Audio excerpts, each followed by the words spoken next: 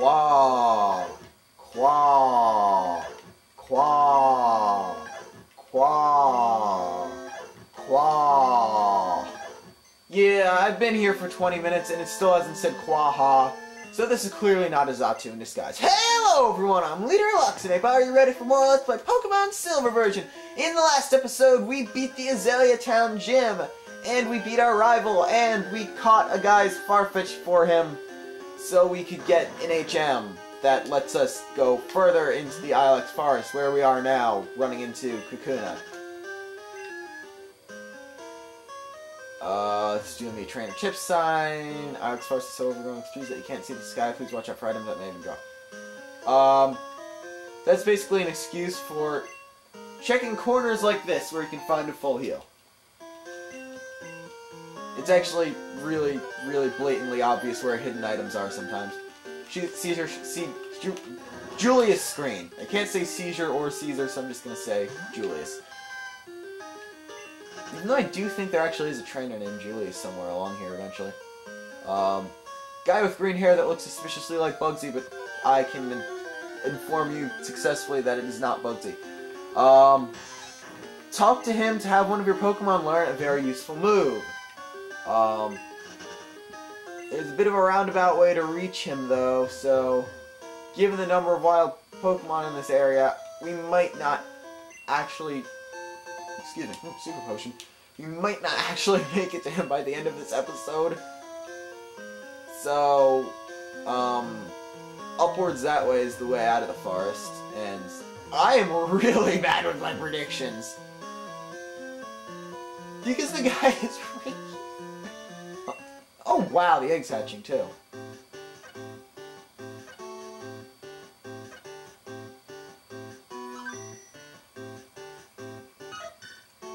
Togepi came out of its egg!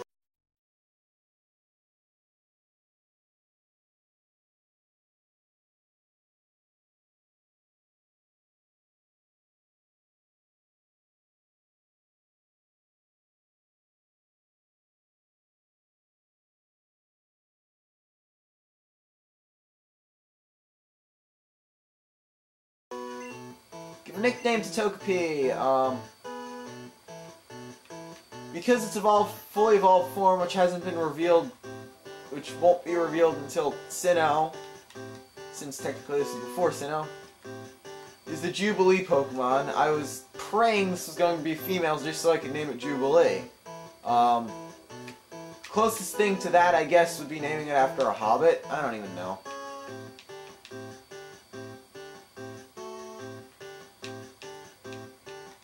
I got killed by this in Platinum when I was actually using a Togekiss on my team, and I had to name it Mary as well. So I'm just stealing that name, even though we're actually not using it on our team, or I'm not using it on my team. You can use it. I would recommend you using it, but I already have a flyer.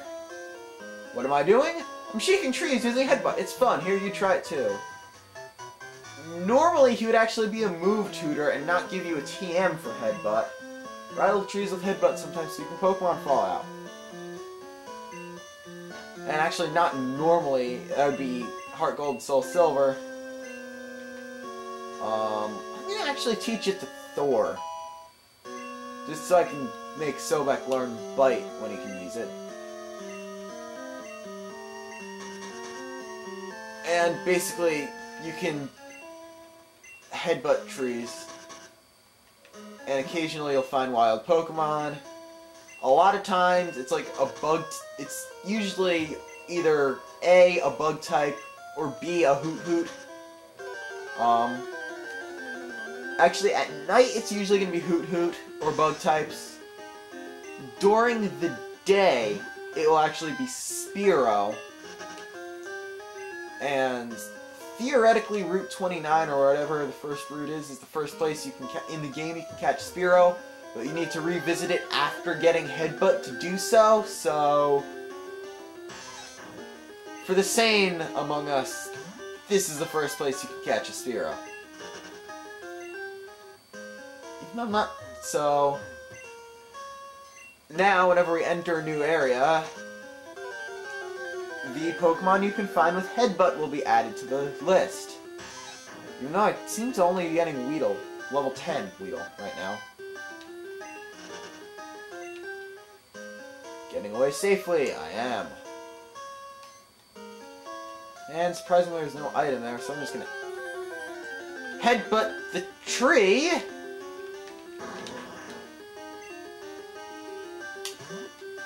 Let me just refresh your memory. If you want a Beedrill, or actually, I can just say it, a Butterfree, because one, I'm not catching or using a Butterfree, and two, there's no trainers in Silver that actually have Butterfree. Do not catch a Metapod or Kakuna thinking that it will instantly be stronger than a Caterpie or Weedle. It only knows Harden in the wild! And here's the last push out of the forest where you keep getting ambushed by Weedle / Caterpie. And you don't want to look at your Pokemon list. Yeah. You see the shrine honoring the Protector. It watches over the forest from across time. I think it must be a Grass-type Pokemon. It's also a Psychic-type Pokemon. Spoilers. She doesn't look any older than me, and she's calling me honey. I don't... That's actually a good thing. Sweet Scent. Yeah. Basically...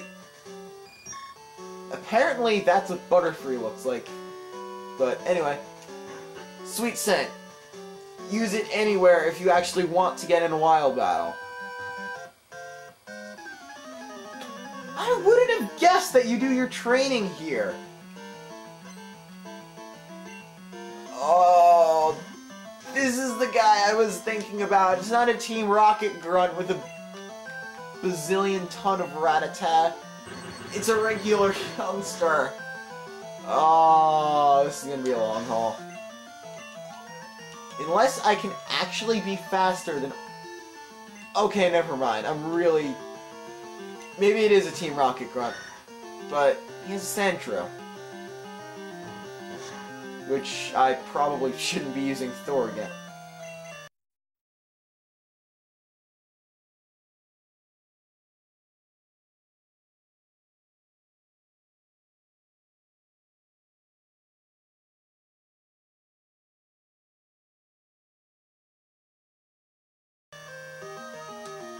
Since when has luck actually been on my side? Seriously, what is this?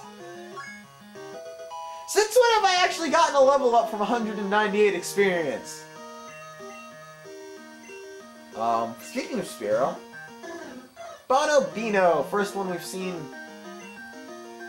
since Violet City Gym, actually. No, since that guy in front of Union Cave. Just for the sake of type advantages, keeping Thor out for this. And keeping Thor out for this just because, you know, he has another Spearow. And Spearow are fun to annihilate painfully. The regular trainers on this route, actually I have to look at my town map to see what route this is. But the regular trainers on this route are actually really weak in comparison. I mean, they're on par with the ones in Union Cave. Route 34.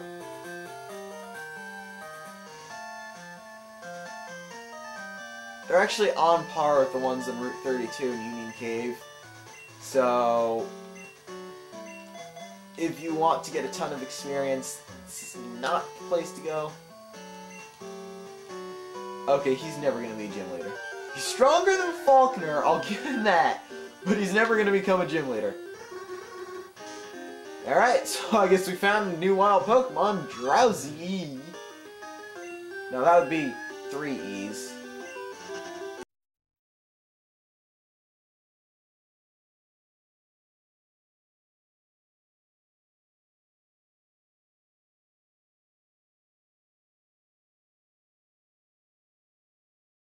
Ah, character limitations.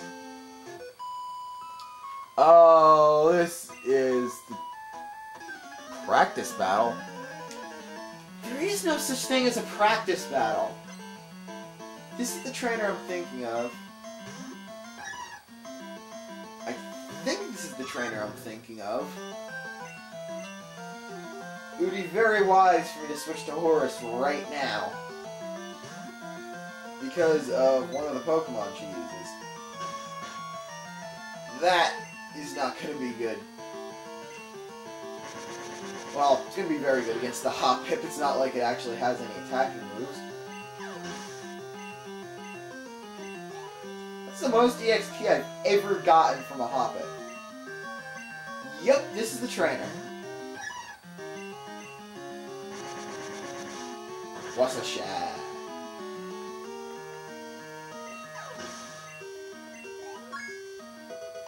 Actually, that's the most EXP I've ever gotten from a Hoppip. This is what I was looking for. About to use Bulbasaur. One of the good old starters of the... supposedly now, not that we've seen a Bulbasaur here, not so far off Kanto region. And... that was pathetic. I was expecting it to put up a really good fight. Like, you know, starters should, and Horus is evolving. He actually leveled up before Sobek did. Sobek's gonna evolve next level anyway. And we get a Pidgeotto 9 levels after Falkner had a Pidgeotto. And guess what? The weakest Pidgeotto you can find in the wild is like level 13, even though that's an impossible Pidgeotto. It's like physically stupid for Falkner to have a level 9 Pidgeotto. They actually made it a bit more feasible in Heart Gold and Soul Silver, and they also made Falkner half-decent battle. Because in HGSS, Falkner's Pidgey is level 9, and his Pidgeotto is level 13, which makes it slightly possible for him to have a level 13 Pidgey, because they're actually a wild level 13 Pidgeotto later in the game. Or about level 13, I don't remember exactly. Dig-a-la-dig, dig-a-la-dig. Spew them, drop. Wow, it's faster?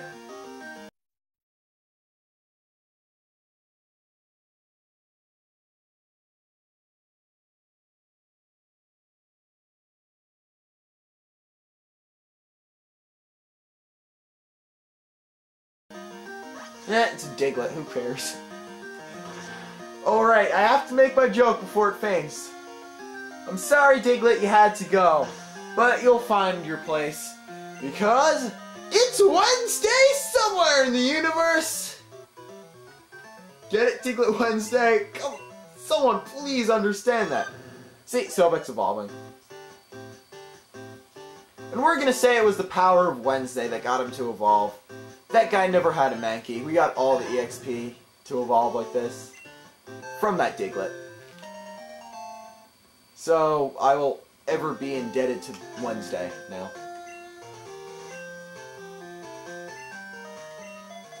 I'm gonna really try to get to the next city. Yeah, Pokemon back from daycare, let's see how stronger it got. How stronger? How much stronger? Really don't want to have to cut the video in the middle of a route. I want to get to...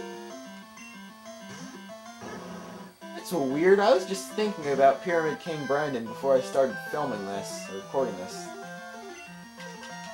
And battle Pokefan named Brandon. I don't know, kind of awkward. Paralysis! This Snubble, actually, every time I've battled this Snubble with an electric type, it's gotten paralyzed.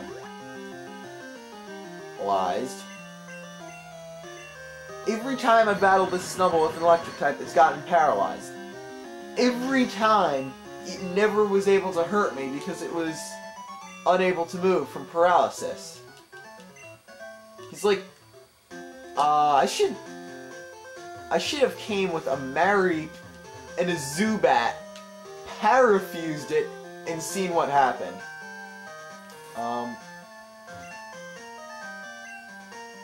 It's weird. It's supposed to be night in the game right now, and he didn't battle me. Policemen will battle you at night, so... Oh no. Oh, thank God there are no breeders in this game. I was just about to think that he was a breeder. That... Oh, they're making this too easy for me.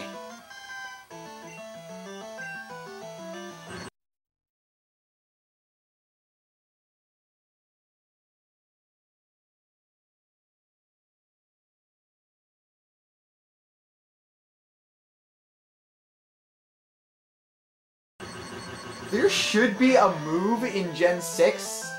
Praying they make one. Wow. Disable failed. Praying they make a Gen 6. There should be a move called Parafusion that paralyzes and confuses your opponent. Alright, I'm gonna cut the video now because I'm like on 0. So, until the next episode when we'll explore this new city, Goldenrod City, I'm LeaderofLuxinape signing off. Shut up, fisherman person. No one cares what you have to say about your Goldeen, and no one cares that you're saying the exact same thing you said last time.